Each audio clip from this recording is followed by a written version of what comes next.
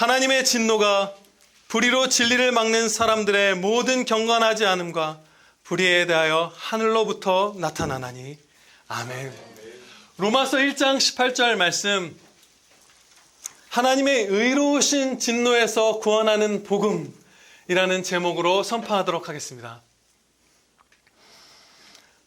본문 말씀은 복음을 믿음으로써 의롭다 칭함을 받는 것이 우리에게 절대적으로 필요하다라는 사실을 가르쳐 주시는 그런 말씀이에요. 이 앞절 17절과 헬라어 원문으로 보면 연결되어 있어요.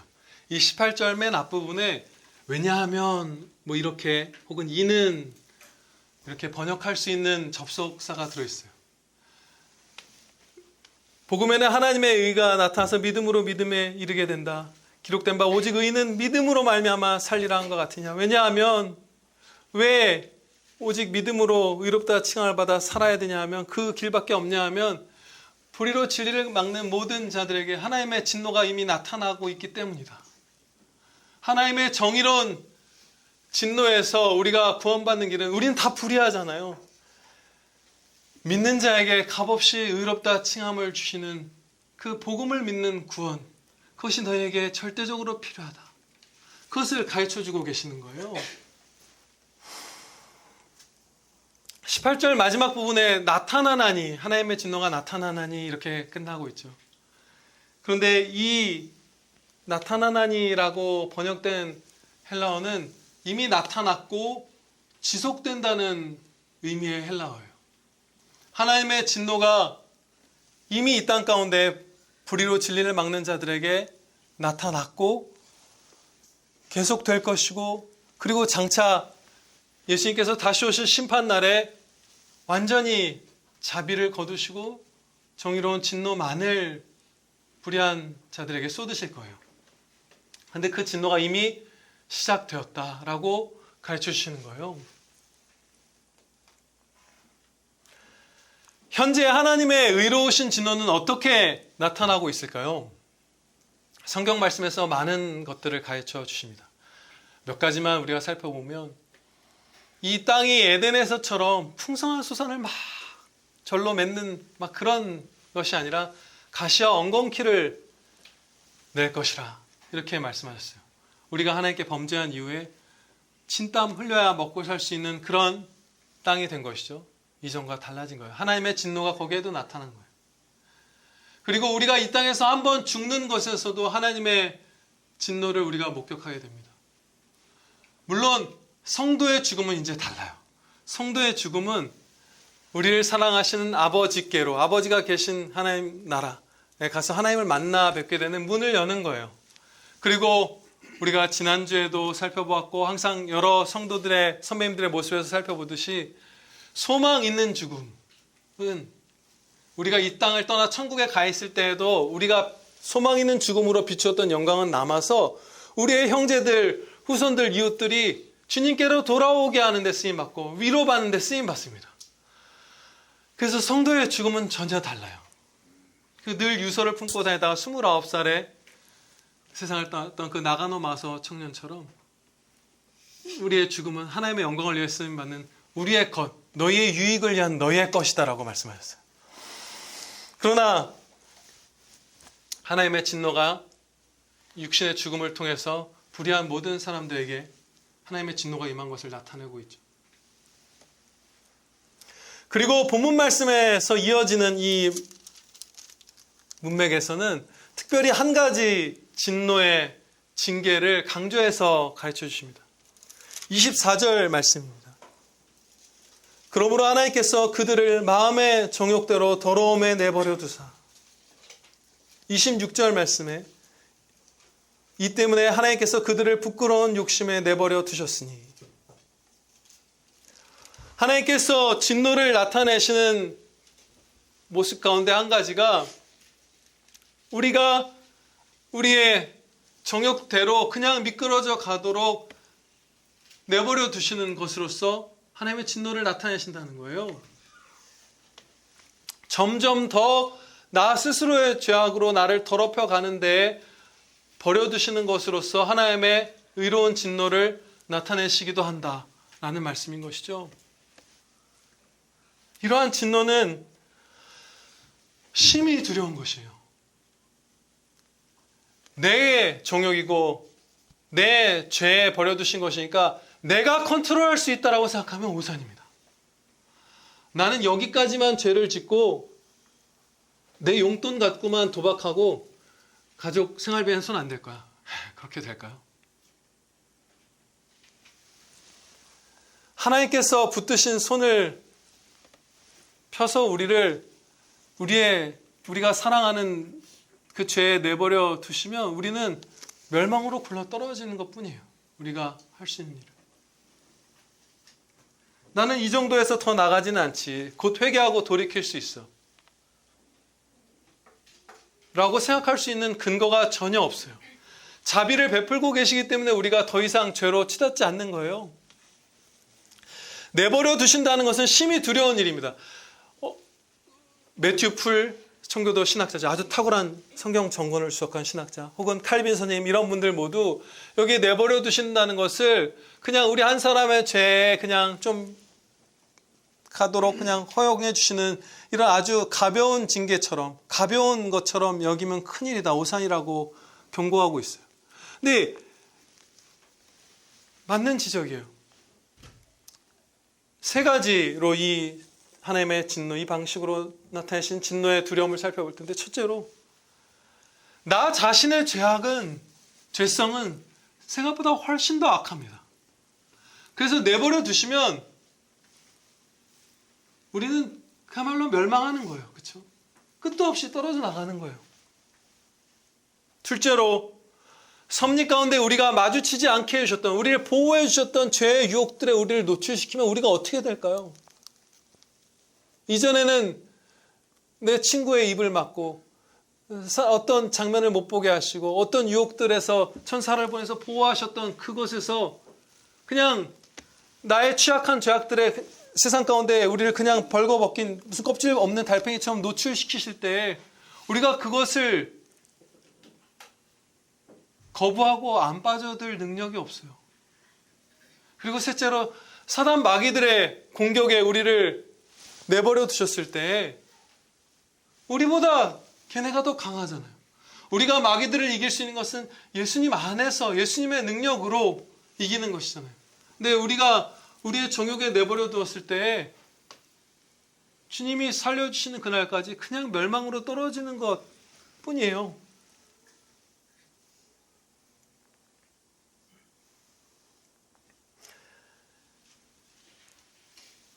이 땅에서는 가장 악한 죄인에게라도 하나님께서 자비를 베풀어 주십니다.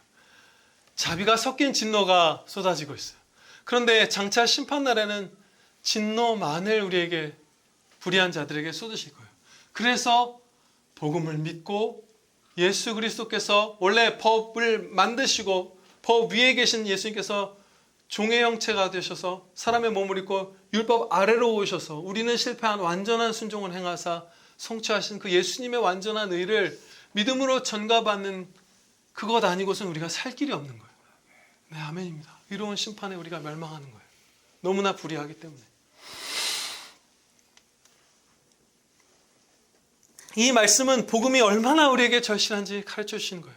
설교 첫머리에도 강조했지만 너무나 감사한 것, 너무나 절실한 것, 그것이 복음이라는 걸 가르쳐 주시는 거예요. 하나님께서는 타락한 인류가 불의로 진리를 막는다, 이렇게 지금 말씀하셨어요. 우리도 예수님을 믿기 전에 불의로 진리를 계속해서 막아왔고 성도가 된 뒤에도 남아있는 죄성으로 때로 진리를 막는 경우가 있습니다. 그렇죠? 이제는 진리를 사랑하기도 해요. 우리의 새 생명의 가장 깊은 곳에는 그 사랑이 있어요. 그런데 남아있는 죄가 아직 있기 때문에 때로는 진리를 막기도 하죠. 우리가 불의하게. 그러면 인류가 어떤 진리를 막는 것일까요? 지금 여기서 말씀하고 있는 이 불의로 진리를 막는 자들은 복음을 들어보지 못한 자들을 다 포함하는 말씀이에요. 복음을 듣고 십자가 복음을 막는다 이것이 아니라 십자가 복음을 아예 들어본 적도 없는 자들조차 불의로 진리를 막고 있다. 받은 진리가 이미 있고 모든 인류가. 그리고 그들이 불의로 진리를 막는다라는 말씀이에요. 그러면 모든 인류에게 주어진 진리 그리고 모든 인류가 불의로 막고 있는 그 진리는 무엇일까요? 21절 말씀에서 가르쳐 주십니다. 제가 봉독하겠습니다. 하나님을 알되 하나님을 영화롭게도 아니하며 감사하지도 아니하고 오히려 그 생각이 허망하여지며 미련한 마음이 어두워졌느니라. 아멘. 오직 하나님께 영광, 하나님의 영광을 나타내는 것이 나 자신을 포함한 온 피조세계의 목적이라는 것, 이 진리를 막는 거예요. 가두는 거예요. 죽이려는 거예요. 그리고 하나님께 감사드려야 마땅하다는 이 진리, 불신자들도 알고 있는 이 진리를 불의로 막는 거예요. 그러면 복음을 듣지 못한 사람도, 이 성경 말씀을 갖지 못한 사람도 어떻게 해서 하나님께 영광 돌려야 하며 하나님께 감사드려야 한다는 그 진리를 알 수 있는가? 하나님이 계신다는 건 당연히 안다는 것이죠. 그걸 다 전제하는 것이죠. 어떻게 거기에 도달하게 되는가? 각 사람 안에 주신 그 신성에 대한 감각이 있고, 그리고 나 자신을 포함한, 특히 내 영혼을 포함한 모든 피조세계에 하나님의 영원하신 능력과 신성이 밝히 나타나고 있잖아요. 그것이 로마서의 가르침이죠.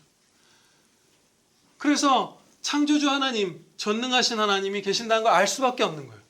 그리고 생각보다 훨씬 더 많은 것을 성경 말씀 없는 상태에서, 물론 성경 말씀 없이는 십자가 구원에 이르지 못해요. 아무도 구원받을 자가 없어요. 그렇지만 이 내 자신 안에 있는 신의식과 이 모든 피조세계 가운데에서 상당히 많은 부분들을 알 수 있습니다. 하나님에 대해서. 핑계할 수 없을 만큼, 찬양드리지 않고 감사드리지 않은 것을 핑계될 수 없을 만큼 많은 것들을, 진리를 알게 해주세요. 예를 들면 이런 것이죠. 하나님은 아름다우시다. 이 피조세계를 보면 하나님이 얼마나 아름다우신 분인지 알 수 있죠. 좀 막 악어 이런 애들 하나님의 진노로 써나와졌는데 그래도 귀엽죠. 여러분 진짜 하나님 너무 아름다운 분이세요. 우리나라에도 오로라가 나타났었다면서요, 얼마 전에. 실제로 보면 정말 장관일 거예요. 이 3차원의 공간에서 보면, 사진으로 보는 게 아니라 진짜 아름다우신 분이구나. 하나님은 정말 신비하시구나. 그 섭리의 신묘막측함, 피조세계의 신묘막측함, 신비하시구나. 사람은 거기에 가슴이 뛰는 존재잖아요. 신비함. 엄청난 능력을 갖고 계시다.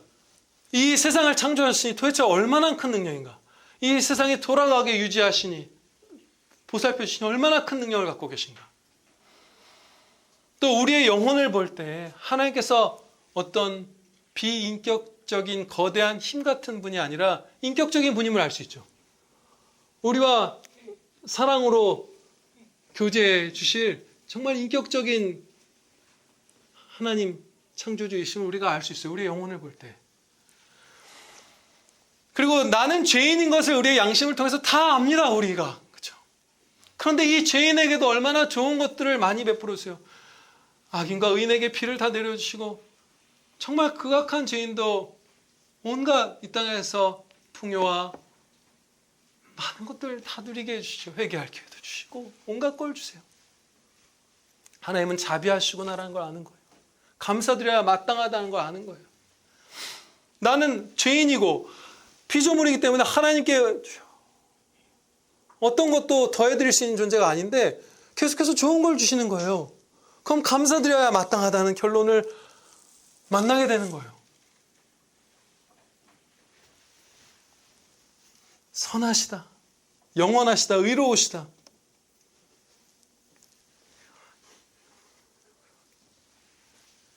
이렇게 많은 것들을 구약 성경, 신약 성경을 받지 못한 상태에서도 알 수 있는 거예요. 하나님을 계시는 것을 알고 하나님께 온 삶을 바쳐 영광 돌려야 하고 하나님께 감사드려야 한다는 것을 알 수 있는데 그 진리를 불의로 온 인류가 막았다. 성도된 우리도 그 진리를 열심히 막고 있었고 성도가 된 뒤에도 때로 막는 것이에요. 그것이 바로 오늘 여기에 나오는 진리라는 말로 표현된 것입니다.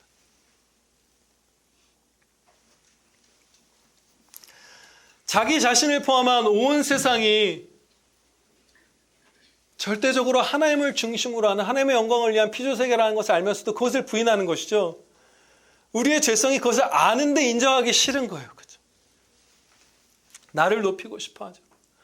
그런데 그렇게 불의로 진리를 막다 보면 우리의 영혼은 어두워져서 그야말로 훨씬 더 어리석고 죄악된 대로 떨어집니다. 하나님의 진노가 아까 여기서 특별히 우리의 정욕에 내버려 두시는 방식으로 진노의 징계를 주실 때도 있다고 하셨죠. 21절과 32절 말씀을 제가 봉독하겠습니다. 오히려 그 생각이 허망하여지며 미련한 마음이 어두워졌나니 그들이 이 같은 일을 행하는 자는 사형에 해당한다고 하나님께서 정하심을 알고도 자기들만 행할 뿐 아니라 또한 그런 일을 행하는 자들을 옳다 하느니라. 아는데, 하나님께 영광 돌려야 한다는 거 알고 감사드려야 한다는 거 아는데, 알아요. 지금 이 앞에 있는 자매 제일 친한 동생도 하나님이 계신다는 거 아는데 예수님 안 믿어요. 제 제일 친한 친구 중에 한 명도 하나님 계신다는 걸 아는데 예수님 안 믿어요. 알아요. 불신자분들도 실제로. 그런데 계속해서 불의로 진리를 막다 보면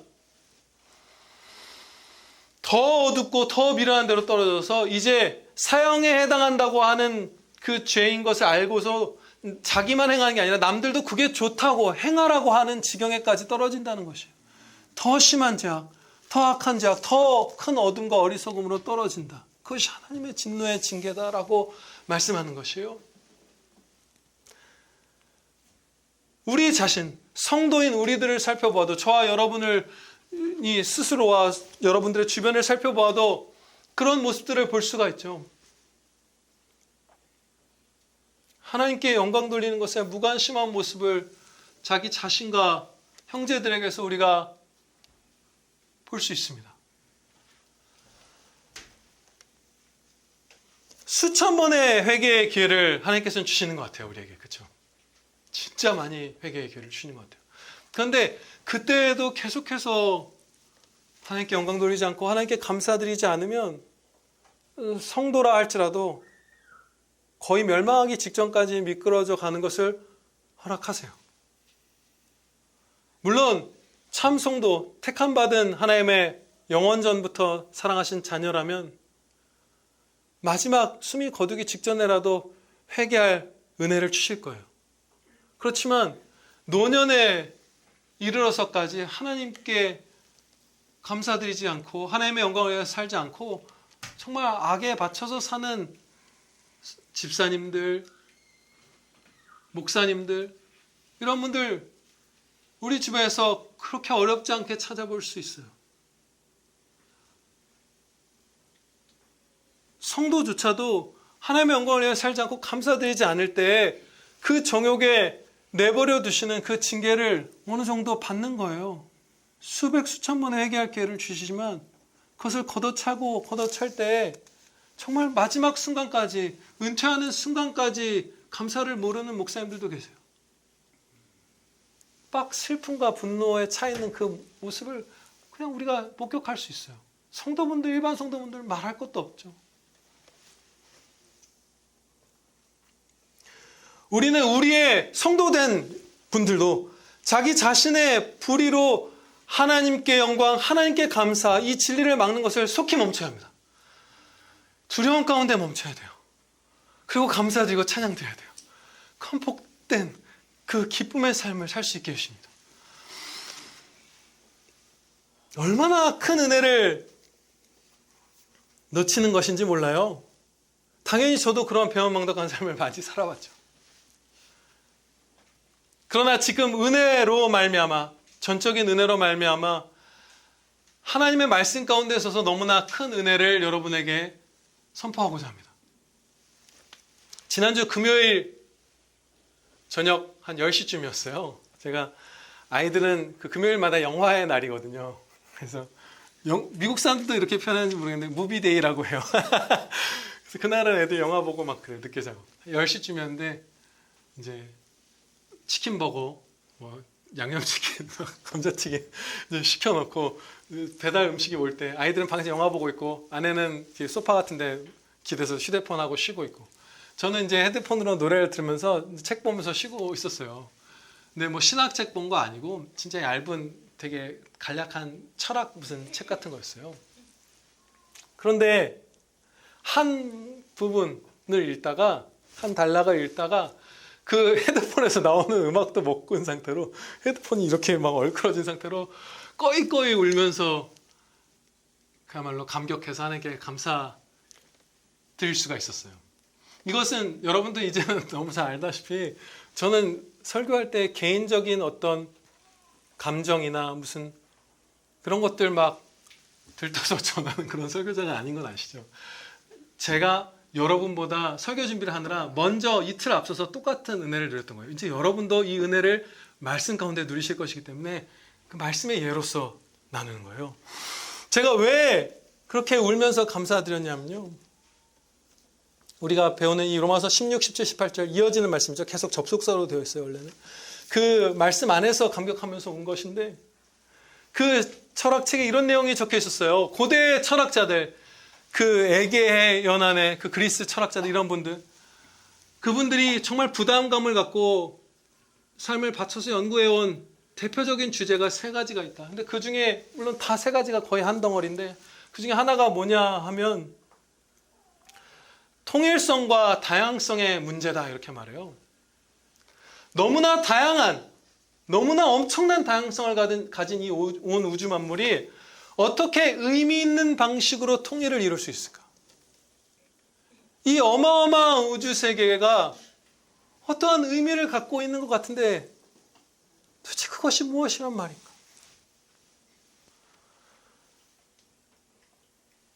우주를 뜻하는 영어 단어에도 미국 학자가 쓴 책인데 그리스 철학자들부터 고민했던 그 통일성과 다양성의 문제가 녹아있다. 이 온 우주 만물이 다양한 우주 만물이 갖는 하나의 그 완전한 의미, 통일된 의미에 대한 그 탐구와 그 부담감을 이 우주라는 말에도 들어있다라고 얘기해요. 그분은. 이렇게 말하는 것이죠. 우주를 뜻하는 단어가 유니버스인데 유니버스는 통일성을 의미하는 유니티와 다양성을 의미하는 다이버시티가 합쳐진 단어이다. 통일성을 가진 엄청난 다양성을 가진 것이 바로 우주다. 근데 이것을 그 천재적인 우리가 이름만 대면 아는 교과서에 나오는 철학자들이 그렇게 탐구했던 것은 정말 슬프고 악한 거예요. 안타깝고 가여우면서 죄악된 거예요. 왜냐하면 답을 알고 있었거든요. 하나님을 알되 영화롭게도 안 하고 감사드리지도 않았다. 하나님의 영광을 위하여 이 피조세계가 창조받았다는 걸 알고 있었는데 그것을 불의로 가리다가 어두운 지경에 떨어져서 이 피조세계가 뭔가 창조주가 계신 것 같고 뭔가 통일된 의미가 있는 것 같은데 뭐지? 그것을 다시 더듬는 지경에 떨어진 거예요. 아는 것을 모르는 대로 스스로 떨어진 다음에 다시 잘못된 데서 답을 찾는 거예요. 인류가.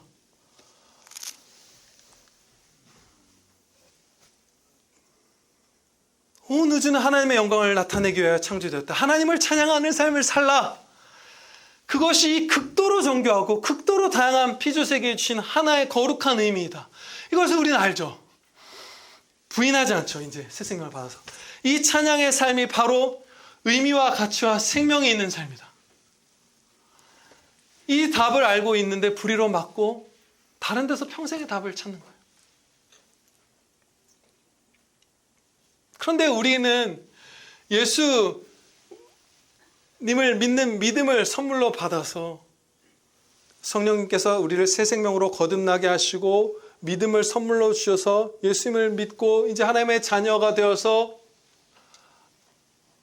마음 기꺼이 마음 중심으로부터 하나님의 영광을 위하여 살 수 있는 하나님을 사랑하는 자들이 되게 해주셨죠. 하나님의 자녀가 되게 해주셨어요. 그래서 우리는 그 인류가 이뤘던 이 온 피조세계, 사람만의 목표가 아니라 이 온 피조세계가 하나님의 영광을 나타내기에 지음받았는데 그 복된, 그 행복한, 그 영광된, 그 의미와 가치가 있는 이 삶의 목표에서 떨어져 나갔다가 구원받은 거예요. 그게 회복된 거예요. 그래서 울었던 거예요. 이게 나는 회복되었구나. 말이 안 되는 진짜 의미 있는 삶을 살 수 있게 되었구나. 하나님의 영광을 위해 살 수 있게 되었구나.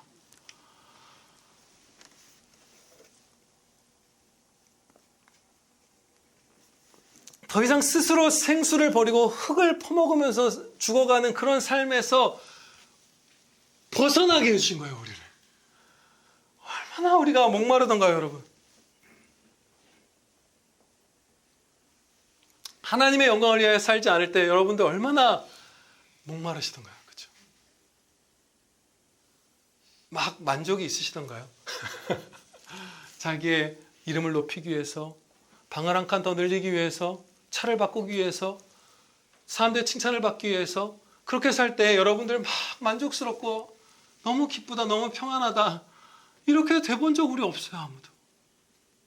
그런데 온 피조 세계를 하나님의 영광을 위하여 지으셨기 때문에 하나님의 영광을 위하여 살 때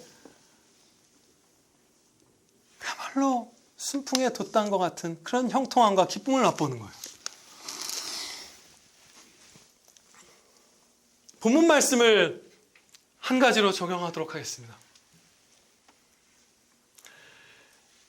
예수 그리스도의 십자가 보혈로 구원받은 여러분의 삶 전체를 하나님의 영광을 위하여 바치시기 바랍니다. 너무나 좋은 거예요. 여기 본문 말씀에는 기쁨이란 단어가 직접적으로 나와 있진 않아요. 그렇죠? 오늘 살펴본 말씀들에 21절 말씀이 우리가 가렸던 진리, 회복된 진리, 사랑하게 된 이 진리에도 기쁨이란 단어는 안 나와 있죠.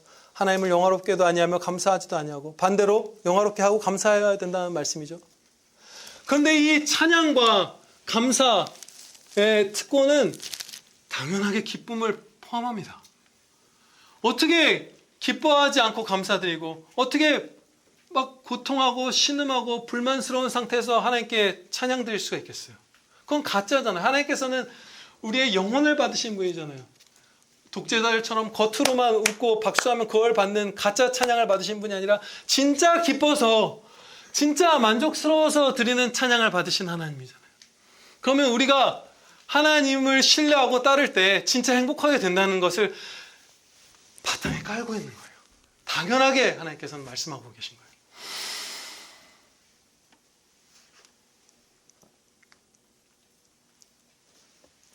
하나님의 영광을 위하여 살지 않았기 때문에 우리가 목말랐던 거예요. 다른 것은 없어요. 우리가 목말랐을 때 다른 이유는 없어요, 사실. 하나님을 사랑하며 하나님의 영광을 위하여 살지 않았기 때문에 그래서 목이 타는 거예요. 죽겠는 거예요. 미치겠는 거예요. 슬픈 거예요. 두려운 거예요. 우리는 더 이상 죄의 종이 아니기 때문에 하나님의 자녀이기 때문에 충성할 수 있습니다. 하나님의 영광을 위해 살 수 있어요. 진짜 감사드리면서 살 수 있어요. 예수님을 믿는 믿음으로 구원받았기 때문이요. 복음이죠. 복음으로 구원받은 거예요. 로마서 이 말씀을 따라서 우리가 하나님의 영광을 위하여 살 때 삶의 엄청난 변화가 모든 부분에서 다 일어나요. 이제 여러분들이 이 말씀을 삶에 적용할 때 정말 여러분의 삶의 모든 순간들, 저와 여러분이 살아가는 시간들을 다 하나님의 영광을 위해 살기를 곰곰이 고민하고 아는 대로 전진하고 말씀을 아는 대로 전진하고 또 그렇게 해달라고 기도하고 영광을 위해 살 수 있게 해달라고 하면 여러분의 삶이 안 바뀌는 부분이 없을 것입니다. 다 바뀌어요. 다 행복하게 다 영광되게. 아멘입니다. 몇 가지만 예를 들어볼게요. 제가 합신에 가서 충격받은 것이 있어요. 자꾸 생각해도 충격적이에요. 무엇이냐면 설교를 준비하고 하는 것이죠. 목사의 주된 임무를. 그걸 지사충성해서 하라 이렇게 가르쳐요. 박은선 목사님의 그 결심이었어요. 하나님 앞에서의 소원이었어요. 죽기까지 충성해서 설교 준비를 하는 것이 신학자로서는 주석도 썼죠. 그것을 죽기까지 충성해서 하라. 그런데 박은선 목사님부터 시작해서 합신의 교수님들이 뭘 되게 신기한 일을 하냐면 여기에는 설교 표절의 개념이 없어요. 합신에는. 어떤 예화가 있거나 어떤 진리를 가르치는 효과적인 방식이 있으면 그냥 그대로 다 갖다 써요. 그 게을른 사람들이 원래 표절하는 거잖아요. 나를 높이는 사람들이 표절하는 거잖아요. 부당 이득을 취하는 거잖아요. 근데 그게 아니라 나는 죽고 정말 성실하게 사는 사람들인데 설교가 그 사람의 임무의 90%인데 내 설교에 좋은 표현들 다른 목사가 갖다 써도 아무 상관이 없고 나도 갖다 쓰는 거예요. 표절이 없어요. 얼마나 경이로운 일인지 몰라요. 왜냐하면 하나님의 영광을 위하여서만 살기 때문이에요. 목사로서 나를 높이는 게 아예 없는 거예요. 아예 없어야 하고요. 그러길 바라고. 그래서 이 본문 말씀과 본문 말씀에 연결된 진리들, 다른 성경 말씀들을 가르치는데 유익한 표현이 있으면 그냥 갖다 쓰라고 가르치시는 거예요. 교수님들이 다. 자기들도 그랬다는 거예요. 강의 들으면 바로 그 주에 그대로 갖다가 설교하고. 근데 그게 게으른 게 아니에요. 밤을 새요. 그 말들을 하셨던 교수님들이 밤을 새는 분이에요. 건강을 깎아가면서 말씀 연구를 하는 분이에요. 그런데 교수님이 가르쳐 주신 표현이나 이런 게 있으면 그냥 갖다 써버려요. 어떻게 이런 조화가 있죠? 하나님의 영광을 위하여 살 때 있는 거예요. 우리가 가족끼리 친척 모임에 모였는데 고모가 육회를 저희 진짜 잘 만드시거든요. 그 정말 잘 만드시는 거 먹고 와서 우리 장모님한테 그 육회 해드리면 너 표절이라고 안 하잖아요. 가족이에요. 하나님 안에서. 하나님만 모든 감사를 받으실, 찬양 받으실 가족이에요. 그래서 표절이, 물론 논문에서는 안 그러십니다. 다 인용 달고 그러세요. 그분들도. 그거는 뭐 학계에 어떤 룰이 있고 또 나름의 이유가 있기 때문에 그렇게 하시는데 철저하시죠. 정말 철저하신데 정직하시고. 설교에는 표절이 없어요. 그러면 얼마나 여기에 큰 기쁨이 있는지 몰라요, 여러분. 이게 그야말로 나는 죽고 내 안에 계신 주 예수 그리스도께서 사신받은 삶을 사는 성경적 그리스도인에게만 주어지는 자유와 기쁨이에요. 여러분, 만약에 조금만 나를 높이는 그 문화가 있는 그런 신학교에서 교육을 제가 받았으면 이 표현 갖다가 우리 평교회 형제들에게 전하면 진짜 말씀 잘 깨달을 텐데 갖다 쓰면 표절인가? 얼마나 비참해요. 그렇죠? 한 아버지의 한 아들, 딸들이 한 분 예수님께서 우리를 먹이시는 건데 내가 살아서 내 표절인가? 내 영광이? 그럼 내가 한 표현 남이 갖다 쓰면 쟤 나 베꼈네? 얼마나 많은 사람들이 무슨 스펄전 목사님의 표현을 갖다 쓰고 그러겠어요. 그럴 때 막 나를 높이고 그런 거에서 다 자유케 되는 거예요. 함께 하나님의 말씀을 먹으며 기뻐하는 기쁨만, 순수한 기쁨만 남는 거예요. 하나님의 영광을 위해서 살려고 그럴 때. 저는 목사니까 목사로서 체험한 걸 나눈 것이지만 여러분은 여러분의 삶의 모든 순간에 그게 벌어지는 거예요. 영광을 위해서 살 때. 그리고 두 번째로 고난에 대한 시각도 완전히 바뀌게 됩니다. 초대교회 어떤 목사님 가운데에는 소년 시절에 그분이 이제 교회를 핍박하는 원수들, 로마의 핍박이 있을 때 막 순교하려고 뛰어가서 엄마가 옷을 숨긴 분이 있어요. 얘가 못 나가게 해서 순교 못하게 하려고. 그게 좀 지혜로우셨던 것 같아요. 좀 피할 수 있을 때는 순교도 안 하는 것도 지혜일 때가 있어요. 그래서 평생 잘 사역하셨죠. 우리가 하나님의 영광을 위하여 살면 고난이 해롭고 싫은 것으로만 여겨지지 않습니다. 고난으로서만 드릴 수 있는 찬양이 있어요. 고난 가운데만 드릴 수 있는 찬양이 있어요.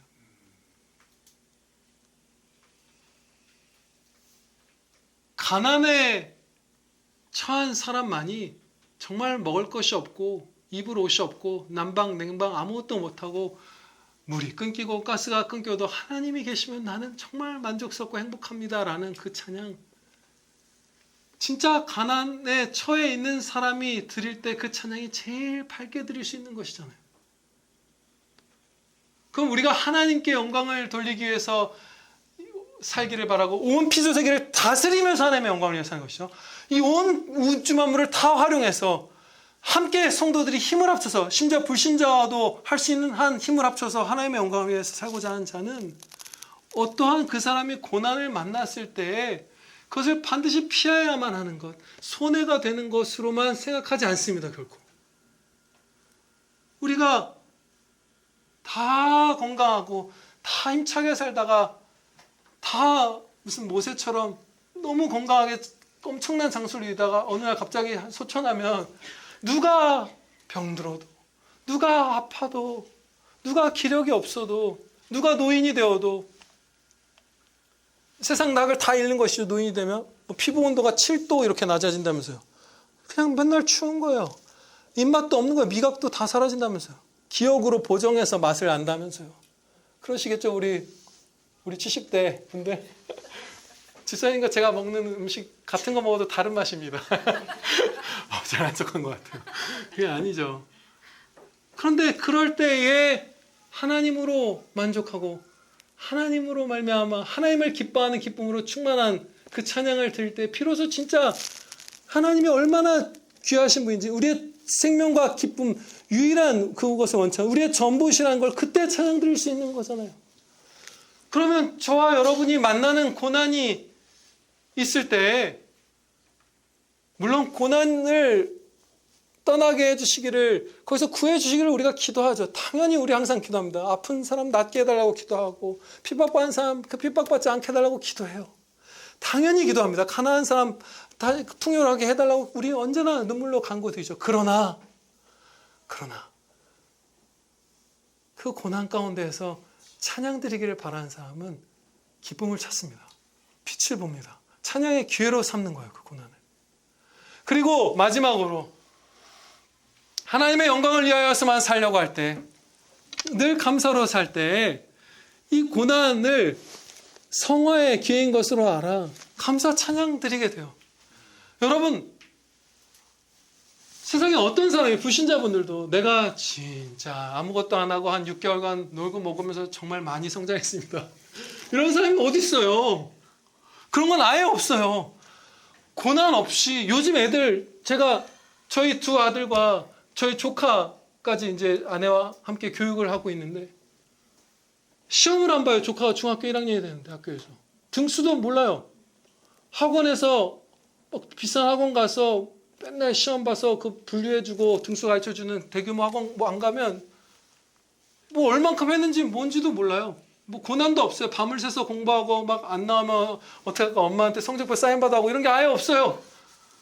그러니까 애들이 학력이 떨어지는 거예요, 실제로.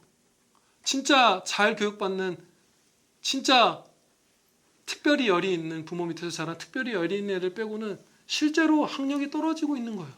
고난을 뺏어버리니까 아이들한테. 고난을 뺏은 거예요. 마찬가지입니다. 하나님께서 우리에게 겪게 하시는 고난들은 우리에게 주신 거예요. 좋은 거라서 주신 거예요. 필요한 거라서 주신 거예요. 그 고난으로 고통받는 것 자체를 기뻐하시지 않아요. 하나님 우리 아픈 거 하나도 안 기뻐하세요. 정말 우리보다 우리가 고난받는 걸 싫어하세요. 그렇지만 연약하고 죄 가운데 있는 우리를 정말 행복한 아들, 딸들, 온전한 자녀로 변화시켜 주시기 위해서 이 고난이 필요하기 때문에, 고난으로 신음하는 우리는 그 모습은 안타까우시지만 그것으로 빚어질 우리의 아름다운 모습을 당연히 미리 보시면서 기쁨으로 고난을 주시는 거예요. 하나님께 감사, 하나님께 영광, 이것을 위해서 사는 자는 온 삶이 그야말로 하나님의 영광을 비추임 받는 복된 삶으로 변할 것입니다. 기도해 주시겠습니다. 아버지 하나님, 하나님의 의로우신 진노가 불의로 진리를 막는 모든 자들에게 이미 나타난 것을 저희가 보옵나이다. 저희도 어떻게 해서든 하나님께 영광, 하나님께 감사, 이 진리를 막았던 자들이었고 하나님의 원수된 자들이었으나 우리 주 예수 그리스도께서 창세전부터 사랑하신 그의 양들을 위하여 우리 대신 십자가에 못 박혀 죽으시사 우리에게 믿음도 선물로 주시사 예수님의 의를 주시사 저희를 구원하여 주신 그 말할 수 없는 한없는 사랑과 은혜의 구원을 감사 찬양드리옵나이다. 아버지 하나님, 저희가 이 구원 받았사오니 이제 그 철학자들이 온 삶을 걸쳐 부담감을 갖고 탐구했던 그 의미, 이 어마어마한 다양성을 가진 이 극도로 정교한 피조세계가 도대체 무슨 하나의 통일된 의미를 갖는다는 것인가? 우리는 하나님께 영광, 하나님께 감사라는 것을 배웠사오니 온 마음을 다해 하나님께 감사 찬양드리며 행복한 아들 딸들 다 되게 하여 주시옵소서. 주여, 저희 한 사람도 이 말씀에서 벗어나지 않고 이 말씀 안에 굳게 서게 하여 주시옵소서. 예수 그리스도의 이름으로 기도하옵나이다. 아멘.